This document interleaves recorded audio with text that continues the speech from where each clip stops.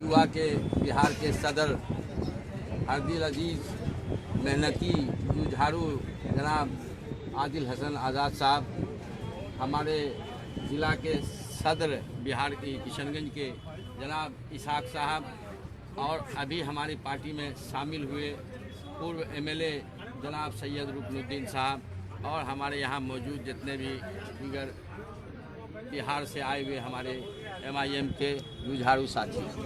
बड़ी खुशी की बात है कि आज एमआईएम के चमन में एक फूल और खिला और हमारे रुकनुद्दीन साहब पूरी ताकत और तवानाई के साथ इस पार्टी में शामिल हुए हैं। मेरी नेक तमन्ना और दुआएं इनके साथ हैं कि अल्लाह इनको इनके मकसद को भी कामयाब करे और पार्टी को भी मजबूत। अब रह गई बात सिर्फ ये है, हम अपने सदर की तरफ से कहते हैं कि एक जमात जब बड़ी होती है, फैलती है, तो उसका एक डिसिप्लिन होना बहुत ज़रूरी है।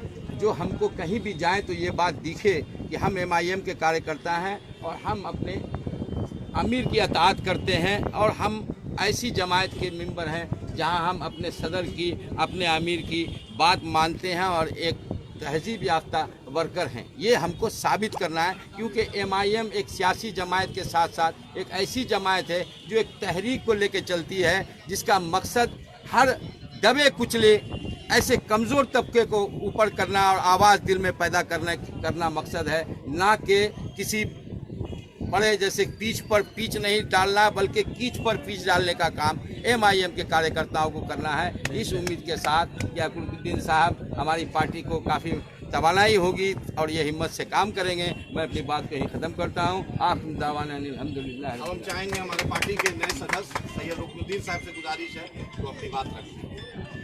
रुकनुद्दीन साहब,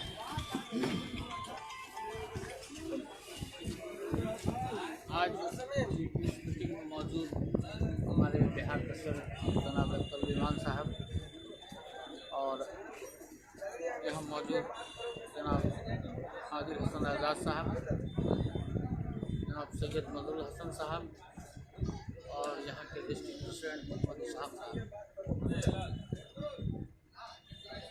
मैं आज अपने आप में आप लोग की मौजूदगी में और सभी बिहार की क़यादत में एमआईएम का सदस्यता ग्रहण किया हूँ।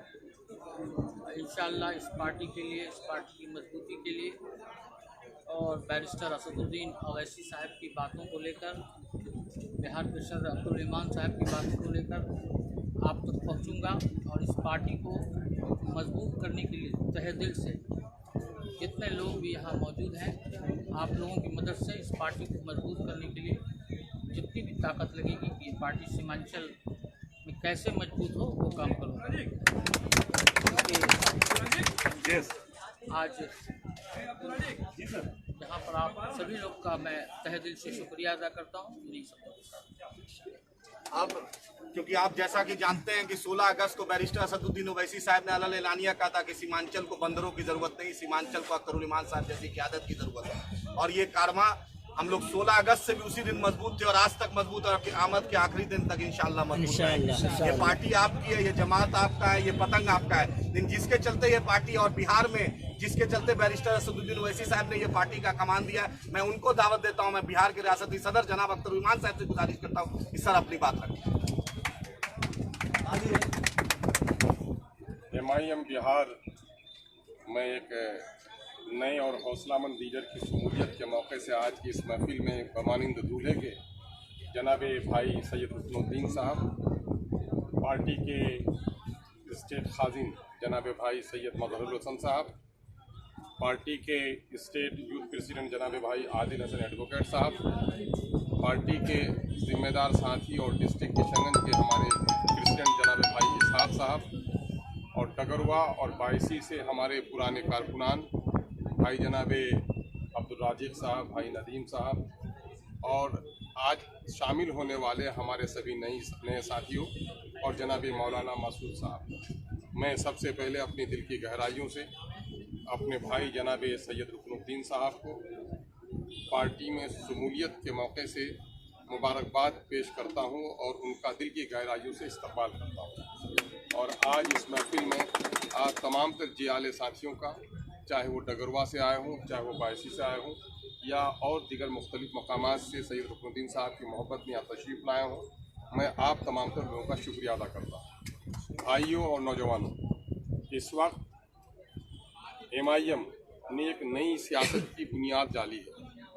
आम रवायती सियासत से अलग हटकर आपने राजद को और कांग्रेस को वोट दिया था हुकूमत बनाने के लिए, आपने वोट दिया उनको गद्दी पर बैठाने के लिए, लेकिन आपके मसले के हल उनसे न हो सके और आपने अपने मसाइल के हल के लिए कभी उन्हें वोट नहीं दिया।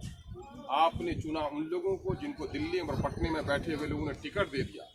आपके दर्द की आवाज़ जो उठा रहा था उसको आपको चुनने का मौका नहीं मिला और यही वजह है कि MIM एक बदल लेकर आपके सामने में ये पार्टी आई है कि अब तुम्हारे तकदीर का फैसला दिल्ली और पटने में बैठा हुआ कोई बेईमान नहीं करेगा, बल्कि सीमांचल के साथ हो रही जुल्म और नाइंसाफी की आवाज़ सीमांचल से और वोट हमारा है तो बात हमारी चलेगी, टैक्स हमारा है तो पुल पुलिया सड़कों के बनाने का फैसला हम यहाँ पर बैठकर करेंगे, किसी के बाप की गुलामी नहीं करेंगे। मेरे भाइयों, अब तक दूसरी पार्टियों को जो आपने वोट दिया तो वो नेता चुन कर गया, वो आपका नहीं उनका गुलाम बन गया जिसने उसे टिकट दिया था। और MIM ये ऐलान करती है कि हम उन गुलामों को चुनने वाले नहीं हैं, बल्कि कौम का जो खादिम होगा हम उसको चुनेंगे। MIM खादिमों को वोट दिया करती है और दूसरी पार्टियां गुलामों को टिकट दिया करती है। आपको ये जान लेना है कि हम कुर्सी इख्तियार के लड़ने नहीं आए। MIM का शुरू दिन से ये कहना है कि हम वजारत तश्कील करने नहीं आए, न वजीर आला न वजारत उज़्मा की कुर्सी के हम तलबगार हैं। इस मुल्क में कमज़ोर तबकात, दलितों, वंचितों और अक़लियतों का इसी में खैर है कि उस मुल्क में इंसाफ का राज हो। हम इंसाफ की तलब के लिए आए हैं, हम किसी पार्टी से खैरात मांगने नहीं आए हैं, हम अपना हिस्सा तलब करने के लिए आए हैं। हम अपने हिस्से से ज़्यादा नहीं मांगते हैं, बल्कि हम अपने हिस्से से कम लेना चाहते हैं, लेकिन हम हिस्सा लेना चाहते हैं, खैरात का टुकड़ा किसी से नहीं लेना चाहते हैं। इसलिए मेरे भाइयों, मांगने से भीख मिलती है और लड़ने से हक मिलता है। 5 साल तक जो MIM ने लड़ाई लड़ी है, अल्हम्दुलिल्लाह अब सीमांचल की जनता ने भी MIM को हक देना शुरू कर दिया है और आपने ये हक दे दिया, हमें हमारे हाथों पे हाथ रख दिया। तो जिन जालिमों ने बरसों से हमारा इस्तेहसाल किया है, उनको भी हमारा हक देने पर मजबूर होना पड़ेगा।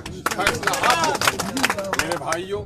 लेकिन एक बात मैं आपको बता दूं, आज का दिन हमारे लिए एक नया दिन है, लेकिन नया दिन कभी कभी अंदेशों का शिकार भी हुआ करता है। हमारे बीच में पिछले दिनों से भी काम करते हुए रफ्तार रहे हैं। मेरी आंखें तलाश रही हैं आज जनाब भाई गुलाम सरवर साहब को, जो पुराने नुमाइंदा वहाँ के रहे हैं हमारे। मेरी आंखें तलाश रही हैं भाई शहनवाज साहब को, जो हमारे डिस्ट्रिक्ट प्रेसिडेंट हैं। हर चंद के मैंने भाई रुकनुद्दीन साहब से भी गुजारिश की थी, पार्टी की तरफ से भी खबर दी थी, नहीं आ सके हैं। शायद उन लोगों को ये मलाल होगा कि भाई रुकनुद्दीन साहब की जो आज ये कारवां जा रहा है, ये शायद टिकट लेने के लिए जा रहा है। लेकिन मैं पार्टी के वसूल से वाकिफ उनको भी करा चुका हूँ, आप सबों को भी करा रहा हूँ कि पार्टी शमूलियत लेती है, टिकट का फैसला आप लोगों को करना है और पार्टी उसके लिए दयानतदाराना तौर पर डगरवा और बायसी में सर्वे कराने का काम करेगी। और सर्वे कराने में जो चीज़ें अव्वल छन कर आएंगी, जो हमारी MIM की जो टीम आएगी हैदराबाद से, वो टीम सर्वे करके अपने टिकट का फैसला करेगी। मेरे भाइयों, हम और आप जानते हैं कि एक चीज़ भीड़ होती है, एक जमात होती है। भीड़ में ताकत नहीं होती है, जमात में ताकत होती है। 10,000 ईंट की ढेर हो, उसमें कोई ताकत नहीं है। अगर 500 ईंट की एक दीवार हो तो उसको तोड़ने में मुश्किल होता है। तो हम भीड़ पर भरोसा नहीं करते, हम जमात पर भरोसा करते हैं। आप लोगों से गुजारिश करेंगे कि वक्ती और जज्बाती नारों में मत बह जाइए, बल्कि आपके नस्लों का नुकसान हुआ है। आज दाढ़ी रखकर जाना आपके लिए मुश्किल है, आपके बेटों को टोपी पहनकर जाना मुश्किल है। इस मुल्क में हिंदू और मुसलमानों के फसाद रचाने वालों ने इक़्तिदार हासिल कर लिया है और सीमांचल उसका निशाना बना हुआ है। सीमांचल के नौजवानों को निशाना बनाया जा रहा है, सीमांचल की ज़मीन को निशाना बनाया जा रहा है। आपको तालीमी एतबार से इतना अनपढ़ रखा गया, माली एतबार से इतना गरीब रखा गया, सैलाब की तबाही से आपको इतना दो चार कर दिया गया कि आपका बेटा अफसर बनकर नहीं जा रहा है, अपनी खेती को छोड़कर, अपनी बीमार माँ को छोड़कर दिल्ली में पोछा मारने के लिए मजदूर बनकर जा रहा है। जिन जालिमों ने हमारी अच्छी खासी हालत को बिगाड़कर हमें मजदूर बनने पर मजबूर किया है, उन बेईमानों से भी हिसाब लेने का वक्त आ गया है और ये हिसाब मेरे भाइयों, आपने देखा होगा कोरोना के इस कहर में हमारे लोग किस किस तरह से पैदल पैदल चलकर आए और अभी कोरोना बाकी है शहर में, लेकिन रोजगार के मौके नहीं है।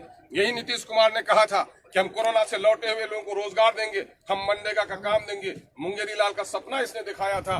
ये बताइए सावन और भादों में मिट्टी काटने का काम कहाँ होता है? इसने अल्फाज से ठगने का काम किया और नतीजा ये है वो नौजवान जो हमारा बेरोजगार है, माँ बीमार है, जान रहा है कि पंजाब और दिल्ली में अभी भी कोरोना का मामला कंट्रोल नहीं हुआ है, लेकिन हर दिन बसों में लद लद कर हजारों की तादाद में हमारा मजदूर जा रहा है। यानी बीमारी के बावजूद भी अपने घरों में नहीं रह पाता और जहाँ बीमार है वहाँ रोटी के लिए दौड़ पड़ता है। मेरे भाइयों, कैसे हालात बन रहे हैं? डॉक्टर को फीस मिलती है, वकील को फीस मिलती है, वो अपने ऑफिसों में नहीं आता है। बड़े सेठ लोग आज सफर नहीं करते, अपने बाग बगीचे में भी टहलने के लिए नहीं निकलते हैं, लेकिन सीमांचल में मजदूरी को ये मजबूरी है कि अपने 2 वक्त की रोटी के लिए इस कहर के वक्त में भी छोड़कर घर से निकलना पड़ रहा है। मेरे अजीजों और नौजवानों, हम वही लड़ाई लड़ने के लिए आए हैं। यकीन जानो, कौन है जी? कौन है बोल रहा जी? यकीन जानो मेरे बुजुर्गों कि अगर ये मसाइल आपको हल करने हैं तो आपको जमायत का सबूत देना पड़ेगा। हमारे उलमा यहाँ पर हैं, हमारे मुअज़्ज़ज़ उलमा की एक बड़ी तादाद है। हम उनका बड़ा अदब और एहतराम के साथ इस्तकबाल करते हुए गुजारिश करना चाहते हैं कि आपने अपने जमातों में जो इत्तिहाद दिया है, अगर जनाजे की महफिल हो या ईदगाह हो, अगर 50 आलिम दीन वहाँ पर है, हर आदमी अपने आप में बसालाहियत है, लेकिन कोई एक इमाम बनता है, एक इमाम बन जाता है, नमाज सबकी हो जाती है। लेकिन अगर हर इमाम ये कहे, हर आलिम ये कहे कि हम ही इमाम बनेंगे, तो ईदगाह में नमाज नहीं होगी, बल्कि ईदगाह करबला का मैदान हो जाएगा। इसलिए हमारे दरमियान में एमएलए एमपी बनने की सलाहियत बहुत लोगों के दरमियान में है, लेकिन पार्टी किसी एक के हक में फैसला करेगी और एमआईएम का आदमी वही होगा जो पार्टी के फैसले को तस्लीम करेगा, जो पार्टी के फैसले का इनकार करेगा। सिर्फ एमआईएम के अहद व पैमान को नहीं तोड़ेगा, बल्कि सीमांचल की तकदीर के साथ खिलवाड़ करने वाला होगा और ऐसे लोगों को कभी जनता भी माफ नहीं करेगी, ये पार्टी भी कभी उसे माफ नहीं करेगी। हम उम्मीद करते हैं कि आप लोगों ने बड़े जोश और जज्बे के साथ, आज हम भाई रुकनुद्दीन साहब से भी गुजारिश करना चाहेंगे कि आपका माजी का एक बड़ा कारनामा रहा है, आपके खानदान के समाजी खिदमत रहे हैं, आप अपने नाम से ज्यादा अपने अब्बा जान के नाम से जाने जाते हैं। हम चाहेंगे कि उस बुजुर्ग की अमानत जो आपके सीने में है उसको लेकर निकलिए, गली गली बस्ती बस्ती निकलिए, लोगों को एमआईएम से जोड़िए, इख्तलाफात को मिटाइए, जो रूठे हुए हैं उसे मनाइए। सिकंदर से किसी ने कहा था कि सिकंदर तुम्हारी कामयाबी का राज क्या है, तो सिकंदर ने यह कहा था कि मैंने अपने दोस्तों को दोस्त बनाने की कोशिश रखने की कोशिश की और अपने दुश्मनों को भी दोस्त बनाने की कोशिश की। हमारी पार्टी भी ये चाहती है कि हमारे जो दोस्त और रफ़्का हैं वो उसूलों की बुनियाद पर काम करें। मस्जिद में अगर हमने ईंट लगाई है, मस्जिद के फर्श को हमने ढाला है, छत पर हमने मेहनत की है, लेकिन अगर इमामत का वक्त आए तो कोई जरूरी नहीं है कि हम ही इमाम होंगे। इमामत अहलियत की बुनियाद पर तय होगी, दीवारों को चुनने की बुनियाद पर तय नहीं होगी। लेकिन हाँ, एक बात यह है कि हम उन लोगों को नजरअंदाज नहीं कर सकते जिन लोगों ने कल हमारा साथ दिया है। पार्टी उन लोगों को बड़ी कदर मंजिलत की नजर से देखती है जिन्होंने कल जहाँ कोई नाम लेवा नहीं था वहाँ उसने नाम लिया, जहाँ कोई हमारा झंडा पकड़ने वाला नहीं था झंडा संभालने का काम किया है। पार्टी ऐसे लोगों को कतल फरामोश नहीं करती है। अगर अहलियत उनमें होगी तो वो हमारा लीडर होगा, किसी और के दरमियान में अहलियत होगी तो वो हमारा लीडर होगा। वो लीडर क्या होगा? वो एमआईएम का फैसला होगा। एमआईएम आई है, हमने भीड़ तंत्र में अपने सब कुछ को खो दिया है, हमने इनकलाब के नारे लगा दिए, हम इलेक्शन में बहुत भीड़ दिखाते हैं, हम जलसे में बहुत भीड़ दिखाते हैं, लेकिन मस्जिदें हमारी खाली रह जाती हैं। हम इलेक्शन में बहुत भीड़ दिखा रहे हैं, लेकिन कोई माकूल का नेता चुन नहीं पाते हैं। इसलिए आइए संजीदगी के साथ इस मर्तबे दिल पर हाथ रखकर फैसला कीजिए कि हमको आपकी बार सीमांचल से एमआईएम को जिताना है। एमआईएम को जिताना आप पर वाजिब है, इसलिए कि बिहार के दूसरे खित्ते में जहाँ मजलूम लोग हैं, जहाँ जैनुल आबिदीन की दाढ़ी नोची जाती है, छपरा में जहाँ जैनुल आबिदीन को बेटी कहा जाता, मार डाला जाता है, छपरा में उसकी कोई आवाज नहीं उठा सकता। लेकिन मेरे भाइयों, छपरा की मासूम आवाम किशनगंज की तरफ, सीमांचल की तरफ नजरें उठाकर देखती है कि मेरा नुमाइंदा तो मेरी बात नहीं उठाया, लेकिन सीमांचल से कोई न कोई हमारी आवाज जरूर उठाएगा। लेकिन अफसोस कि सीमांचल के जो लोग जीत कर जाते हैं, पार्टी के टिकट के गुलाम इस कदर हो जाते हैं कि पार्टी का तलवा चाटने लगते हैं। अपने भाई के सीने पर गोली भी चलती है तो आंसू बहाने की उसमें ताकत नहीं होती। मेरे अजीजों, आपने देखा कि बीजेपी ये कौन पार्टी है? बीजेपी वही पार्टी है जिसने फिरका परस्ती को हवा दिया। बीजेपी वही पार्टी है जिसने बाबरी मस्जिद को तोड़वाने के लिए नफरत की रट चलाई। बीजेपी का नाम लब पर आता है तो हमें गुजरात में माओ बहनों की चीख सुनाई देती है। लेकिन मेरे भाइयों, इस कांग्रेस ने भी क्या किया है?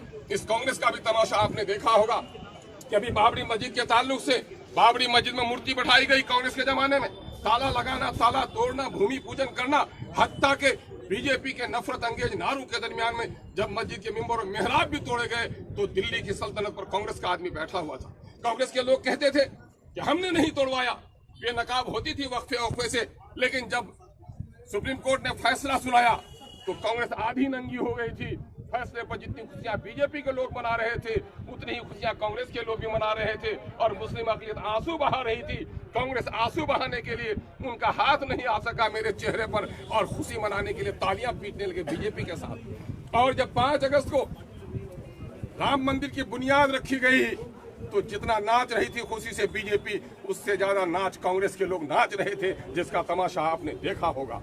आपने देखा होगा कि जब बाबरी मस्जिद का फैसला आया बाबरी मस्जिद के खिलाफ, तो सचिन पायलट ने कहा कि कांग्रेस खुद चाहती है कि वह भव्य राम मंदिर का निर्माण हो।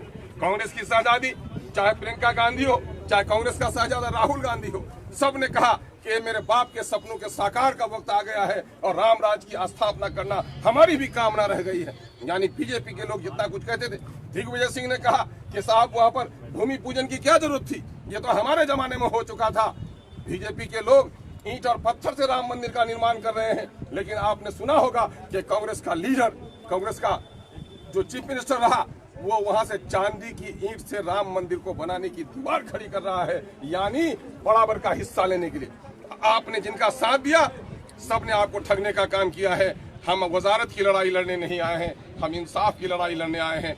बैरिस्टर सैफुद्दीन साहब का यही नारा है कि हमें आप प्रधानमंत्री और राष्ट्रपति की कुर्सी न दो, हमारा बेटा अगर चपरासी के लायक है तो चपरासी की जगह जरूर दो, इसलिए कि उसके परिवार का मसला है। दलालों की राजनीति से बाज आइए, अपनी कोताहियों को दूर कीजिए, जोश और नारे में मत आइए।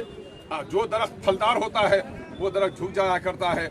आप अगर लीडर हैं, बड़े लीडर के साथ हैं, तो आप लौट कर जब यहाँ से जाएंगे तो हमारे पुराने लोगों को कोई टीज न करें, पुराने लोगों को करीब करने का काम करें। क्योंकि जब ये 15 दिन का इलेक्शन नहीं है, 5 साल का मामला है।